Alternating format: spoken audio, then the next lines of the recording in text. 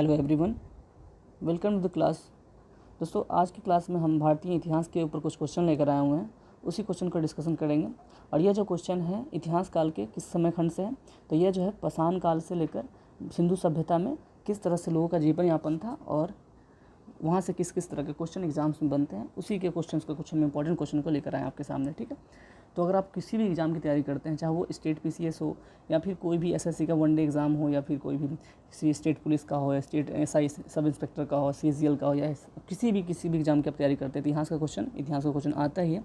ठीक है, तो इसमें हम डिस्कस कर लेंगे इतिहास के बारे में कुछ क्वेश्चंस को। ठीक है, और अगर वीडियो आपको पसंद आया ज़रूर लाइक कर दीजिएगा, जिससे कि हम इसके आगे के जो वीडियो हैं आपको प्रोवाइड करा सकें। ठीक है, तो सबसे पहले आज हम डिस्कस कर लेते हैं, पहले बताते हैं आपको हम कि हम कहाँ से कहाँ तक के कालखंड के बारे में पढ़ने वाले हैं। तो अगर हम जीरो मान लेते हैं, यहाँ से जीरो से आगे की तरफ इधर बढ़ेंगे राइट हैंड साइड की तरफ, तो यहाँ से पहली शताब्दी, दूसरी शताब्दी ऐसे करते हुए आगे बढ़ते हैं। ठीक है, तीसरी शताब्दी ऐसे करते करते करते यहाँ से हम अभी 2000 पे कुछ पहुँचे हुए हैं। ठीक है ना, होल्ड कीजिएगा सॉरी।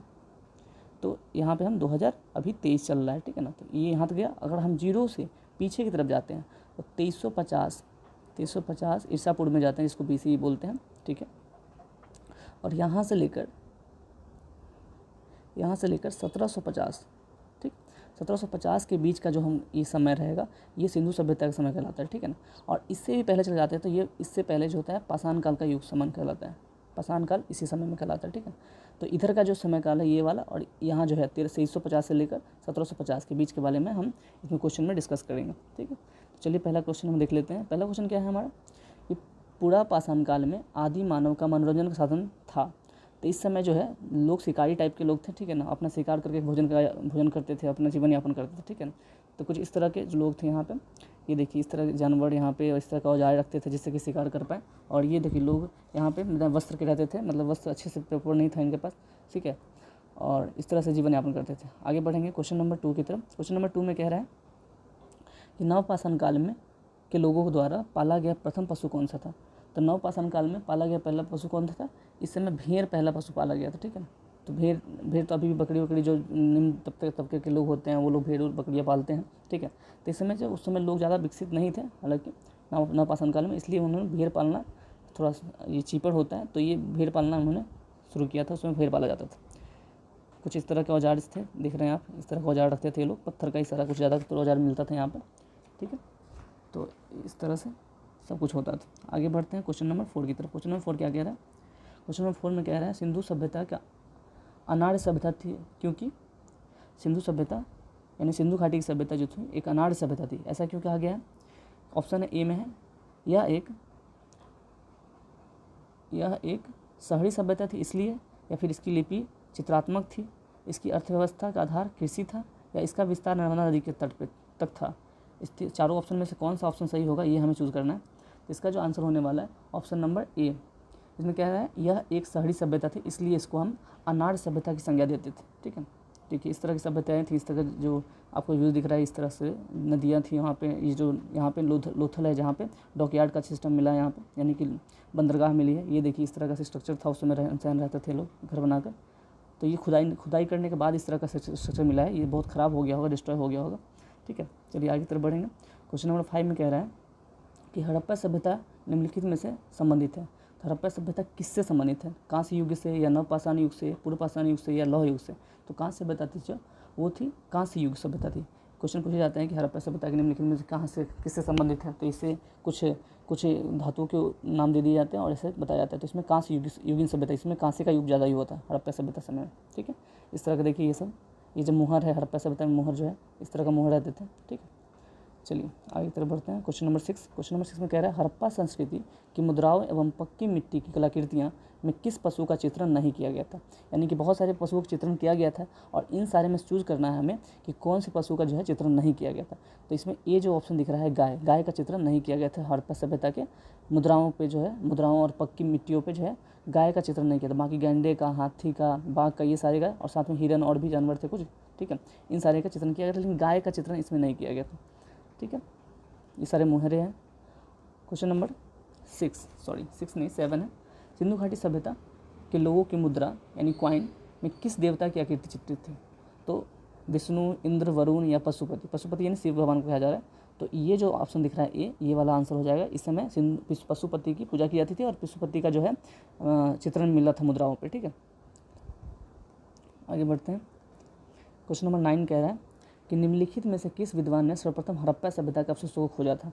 तो किसने खोजा था, तो इसका आंसर जो होगा हमारा ऑप्शन नंबर सी, ए कनिंघम जो थे वो यहाँ के नहीं थे, वो ब्रिटिशर्स थे। तो इन्होंने ही सबसे पहले सर्वप्रथम हड़प्पा सभ्यता के बारे में, अवशेषों के बारे में खोजा था, ठीक है। क्वेश्चन नंबर 10 में क्या कह रहा है, क्वेश्चन नंबर 10 कह रहा है भारतीय सभ्यता से जुड़ा कौन सा नाम है। तो भारतीय सभ्यता से कौन सा जुड़ा है नाम है इसमें, तो ये जो है सर अलेक्जेंडर कनिंघम, इन्होंने सबसे पहले हड़प्पा सभ्यता के बारे में, सॉरी माफ़ करिएगा,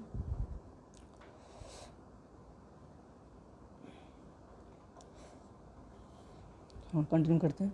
तो भारतीय सभ्यता से जुड़ा कौन सा नाम है इसमें, तो इसमें जो है सर अलेक्जेंडर कनिंघम को रखते हैं, ठीक है ना, क्योंकि इन्होंने सबसे पहले हड़प्पा सभ्यता की खोज की थी, इसलिए सर कनिंघम जो है, सर अलेक्जेंडर कनिंघम, यही सब भारतीय सभ्यता से जुड़ा हुआ नाम कहलाता है। यहाँ भारतीय सिंधु सभ्यता होना चाहिए था, यहाँ टाइपिंग में एरर है, ठीक है ना, इसको थोड़ा माइंड मत करिएगा। यहाँ पे मिक्स करिएगा, भारतीय सिंधु सभ्यता होगा, ठीक है ना, सिंधु सभ्यता होगा। चलिए आगे तरफ बढ़ते। क्वेश्चन नंबर 11 में सिंधु घाटी सभ्यता और वैदिक सभ्यता में प्रमुख अंतर क्या था, ठीक है। तो इसमें क्या क्या पहले हम पढ़ेंगे। ऑप्शन ए, पहली नगरीय सभ्यता थी जबकि दूसरी ग्रामीण थी। पहली व्यापार को महत्व देता था जबकि दूसरी धर्म को। पहला जो था अहिंसा में विश्वास करता था जबकि अहिंसा के संदर्भ में दूसरी सभ्यता कोई विशेष नियम नहीं था।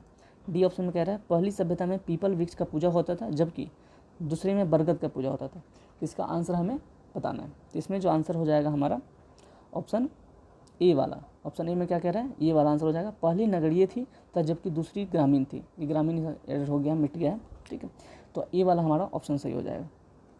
क्वेश्चन नंबर 12 में क्या कह रहा है, सिंधु घाटी सभ्यता की लिपि क्या थी। तो सिंधु घाटी सभ्यता की जो लिपि थी वो थी ऑप्शन डी, क्योंकि यहाँ पे कोई ब्राह्मणी लिपि भी नहीं थी, हड़प्पा लिपि भी नहीं थी, कोई लिपि नहीं है, द्रविड़ियन लिपि, ये सब कोई लिपि नहीं थी उस समय। जो लिपि के बारे में कोई पहचान नहीं हुई थी, इसलिए उसके बारे में कुछ नहीं कहा जा सकता है। 13 नंबर क्वेश्चन है, निम्नलिखित में से किसे मृतकों का टीला के नाम से हम जाना जाता है, ठीक है। तो मोहनजोदड़ो दिख रहा है, बी नंबर ऑप्शन, ये जो है मृतकों के टीला के नाम से जाना जाता है। ये सब एग्जाम में हमेशा पूछा जाता है, ठीक है। आगे की तरफ बढ़ते हैं। क्वेश्चन नंबर 14 क्या कहते हैं, मोहनजोदड़ो कहाँ स्थित है। तो मोहनजोदड़ो जो है कहाँ पर स्थित है, इसका आंसर करना है हमें। आंसर हो जाएगा बी, सिंध में नहीं, सॉरी, सिंध जगह का नाम है जो अभी पाकिस्तान वाले प्रांत में है, ठीक है। तो इस तरह से हमारा बी ऑप्शन हो जाएगा। क्वेश्चन नंबर 15 में क्या कह रहा है, क्वेश्चन नंबर 15 कह रहा है हड़प्पा कालीन सभ्यता का विशाल कोठार यानी अनाज संग्रह करने का स्थान कहाँ मिला है। तो ये जो मिला है मोहनजोदड़ो में मिला है, ठीक है। ऑप्शन हमारा ए हो जाएगा सही, ये जो है मोहनजोदड़ो मिला है। क्वेश्चन नंबर 16 क्या कह रहा है, क्वेश्चन कह रहा है अमड़ी जो हड़प्पा सभ्यता का एक स्थल है किस प्रांत में स्थित है, यानी किस जगह पर स्थित है। तो अमड़ी जो है यह जो है सिंध प्रांत में स्थित है, जो अभी पाकिस्तान के देश में आता है, ठीक है। आगे बढ़ते हैं।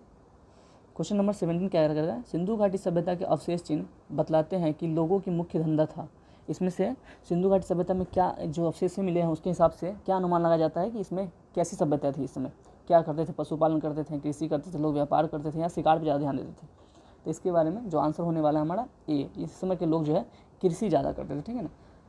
इनके अवशेषों से यही प्राप्त हुआ है, पता चला है कि इनके लोग कृषि करते थे। 18 में क्या कह रहा है, सिंधु घाटी सभ्यता का पतन नगर है कौन सा है। जो पतन नगर मतलब कि बंदरगाह जगह, बंदरगाह कौन सा है जगह है। तो यहाँ पे जो 18 का हो जाएगा आंसर हमारा ए हो जाएगा, जो है लोथल पे ही पतन नगर था, यानी कि यहाँ पे बंदरगाहें बनी हुई थी, ठीक है ना। यहाँ से एक्सपोर्ट इम्पोर्ट का काम होता था, यहाँ से कोई भी व्यापार आके ले जाता था, यहाँ से दूसरे देशों में सामान जाते थे यहाँ से, ठीक है। क्वेश्चन नंबर 19 में क्या कह रहे हैं, निम्नलिखित में से कौन सा स्थल भारत में नहीं है। तो हमें पता करना है कि भारत में कौन सा स्थल इसमें नहीं है। तो ऑप्शन जो हो जाएगा ए वाला, हड़प्पा जो है भारत में नहीं है, बाकी सारे जो है रंगपुर, कालीबंगा, रोपड़ सभी भारत में है। ये आपका ये राजस्थान में है, कालीबंगा राजस्थान में है, रोपड़ है जो है ये रोपड़ पंजाब में है आपका, ठीक है। तो ये सारे सभी है, लेकिन हड़प्पा जो दिख रहा है आपको, हड़प्पा ये वाला जो है पाकिस्तान में मिलता है अभी, ये अभी भारत में ये स्थल नहीं है, ठीक है। आगे की तरफ बढ़ेंगे। क्वेश्चन नंबर 20 कह रहा है इनमें से कौन एक हड़प्पा सभ्यता की पूर्वी सीमा का निर्धारण करता है। तो इसमें जो है पूर्वी सीमा का निर्धारण कौन करता है, ऑप्शन नंबर सी हो जाएगा आलमगीर पीर, जो अभी यूपी वाले क्षेत्र में पड़ता है, ठीक है। जो अगर ये आपको समझ नहीं आया तो मैं समझा देना चाहता हूँ, यहाँ पे बता दे रहा हूँ। जैसे ये बता रहा है कि हड़प्पा सभ्यता की पूर्वी सीमा का निर्धारण कौन करता है। जैसे कि वैसे हड़प्पा सभ्यता मान ली किसी जगह पे ऐसे फैला हुआ है, ठीक है, एक मिनट, अगर कोई जगह है ऐसे हड़प्पा सभ्यता ऐसे फैला हुआ है, तो अगर बोला जाए कि सबसे पूर्वी सीमा कौन है, तो यहाँ पूर्वी सीमा होगा, इसका उत्तरी सीमा कौन सा, ये वाला उत्तरी सीमा होगा, और सबसे पश्चिमी सीमा ये वाला होगा, ठीक है, और यह जो सबसे दक्षिणी सीमा होगा। तो जो आलमगीरपुर जो यहाँ बता रहा है, ये जो आलमगीरपुर दिखा रहा है ऑप्शन नंबर सी में, ये वाला, ये है जो यूपी में पड़ता है। और अगर हम यहाँ पे ड्रॉ किए हुए हैं तो सॉरी, तो ये जो है इधर जो पूर्वी सीमा हुआ था, यानी कि ये यूपी तक पहुँचा हुआ है, तो ये यहाँ पे जो है आलमगीरपुर है, ठीक है, आलमगीरपुर जो जगह है। वैसे ही दक्षिण में है जो मांडा जगह है, ठीक है, और यहाँ सुरका गेंडोर है, और यहाँ पे है उत्तर में सबसे उत्तरी छोर पे जो है, सॉरी, ठीक है। तो आगे बढ़ते हैं। निम्नलिखित में से कौन सा हड़प्पा सभ्यता की पूर्वी सीमा का निर्धारण करता है। हड़प्पा सभ्यता की पूर्वी सीमा का निर्धारण कौन करता है, ये तो मैंने कर लिया, आलमगीरपुर होगा। क्वेश्चन नंबर 21 कह रहा है हड़प्पा सभ्यता का कौन सा स्थल भारत में नहीं था। तो हड़प्पा सभ्यता का जो है कौन सा स्थल भारत में नहीं था, तो ये स्थल जो हो जाएगा हमारा बालाकोट। बालाकोट जो है हड़प्पा सभ्यता में यहाँ पे नहीं था, एक मिनट, सॉरी, बालाकोट हमारा आंसर हो जाएगा। क्वेश्चन नंबर 22 में क्या कह रहा है, हड़प्पा कालीन लोगों का भी किसका जानकारी नहीं था। इनके पास किसकी जानकारी नहीं, लोहा की जानकारी नहीं थी, या कुम्हार को चाक नहीं था इनके पास, या आग के बारे में नहीं पता था, या गेहूं के बारे में पता नहीं था। तो इसका जो आंसर होने वाला है, आंसर हो जाएगा सी जो है लोहा, यानी कि इस समय के लोग लोहा से परिचित नहीं थे, ठीक है। आगे क्वेश्चन 23, सिंधु घाटी सभ्यता को आर्य पूर्व सभ्यता किसके प्रमाण मिलने के कारण कहते हैं। ऐसा क्या मिला था सिंधु सभ्यता के समय में उस घाटी में कि लोग उसको आर्य पूर्व की सभ्यता कहते हैं, ऐसा क्या मिला था। तो इस समय जो है सी जो ऑप्शन दिख रहा है, बर्तन ऐसे मिले थे जो उनको उनके हिसाब से उनको कहा गया कि ये आर्य पूर्व सभ्यता कहा गया इनको, ठीक है। क्वेश्चन नंबर 24 जो है, निम्नलिखित में से कौन सा कथन सिंधु घाटी सभ्यता के संबंध में सही है, ठीक है। तो इसके बारे में कौन सा सही है, उनके घर ईंटों के बने थे, ये सही, ये वाला होगा, या फिर इसका सभा भवन जो कि खोज मोहनजोदड़ो में हुई थी, घर का निर्माण योजना में खुला चौक मुख्य लक्षण था, या फिर चाड़ू। तो इसका जो आंसर हो जाएगा डी जो है ये वाला आंसर हो जाएगा, क्योंकि ये सारे जो इसमें खूबियाँ मिली थी, इनके घर ईंटों के बने थे, ठीक है, घर ईंटों के बने थे सब। यहाँ जो सभा भवन की खोज हुई थी वो मोहनजोदड़ो में हुई थी। इनका घर का निर्माण जो योजना में हुआ, घर का निर्माण योजना में खुला चौक मुख्य लक्षण था इसका, ठीक है। तो ये सारा ऑप्शन हो जाएगा, इसका आंसर डी सही। सिंधु घाटी सभ्यता का पहचान निम्न में से है, किससे होता है सिंधु घाटी सभ्यता का पहचान, क्योंकि इस समय जो ये था आंसर डी, यह शहरी योजना प्रणाली थी, ठीक है ना, यहाँ पे लोग बहुत ही मॉडर्न थे यहाँ पे, ठीक है। चलिए क्वेश्चन नंबर 26 क्या कह रहा है, सिंधु घाटी सभ्यता का ज्ञान मिलता है, किससे मिलता है। तो सिंधु घाटी सभ्यता ताम्र पत्रों से मिलता है, या फिर अभिलेखों से मिलता है, या पुरातात्विक उत्खनन से मिलता है, या फिर साहित्य से मिलता है। 26 का आंसर जो हो जाएगा हमारा सी। इसका समय का जो हमें प्रमाण मिलता है पुरातात्विक उत्खननों से, यानी कि खुदाई होने से पता चला है कि सिंधु घाटी सभ्यता किस तरह के लोग रहते थे और कैसे उसका जीवन यापन था, उसके बारे में सारी जानकारियाँ ऐसे पुरातात्विक उत्खनन से ही मिली थी हमें, ठीक है। अब क्वेश्चन हमारा आ गया, क्या है क्वेश्चन, कह रहा है कि मानव द्वारा सर्वप्रथम किस धातु का उपयोग किया गया था, तांबे का, या फिर कांसे का, या फिर पीतल का, या फिर चांदी का, कौन सा किया गया था। तो हमारा आंसर जो जाएगा, इसका आंसर हो जाएगा ऑप्शन नंबर ए। सबसे पहले मानव ने तांबे का यूज मतलब प्रयोग करना प्रारंभ किया था। तो इस तरह से हमारा 27 आज के क्वेश्चन क्लास में कंप्लीट हुआ है, ठीक है। आशा करते हैं कि वीडियो आपको पसंद आई हो और ये आपके एग्ज़ाम में बहुत ही हेल्पफुल साबित हो, ठीक है। अगर आपको वीडियो पसंद आई हो तो ज़रूर एक लाइक कर दे, और कमेंट में कुछ अपना सुझाव देना हो तो ज़रूर अवश्य दें, ठीक है। चलते हैं आगे की वीडियो हम फिर नेक्स्ट में लाएंगे तो कुछ आपके लिए कर पाएंगे। Thank you.